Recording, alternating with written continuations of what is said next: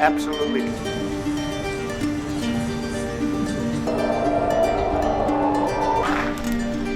Thank you very much. You know, when Israel and the United States work together, it's not Having that with Mexico, having to do with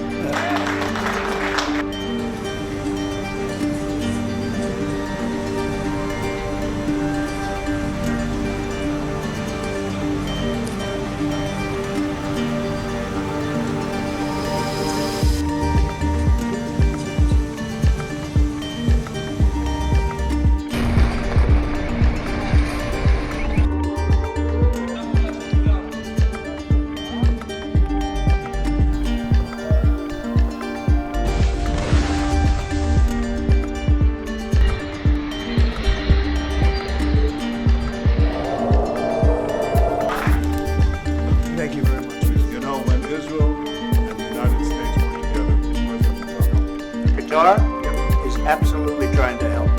They're willing to supply it. we got them in successive deals. Death in Gaza. This has been happening for years. Other war aims. Hamas is not. First, we'll take over the Gaza Strip, and we will do a job with it too. They're willing to supply it.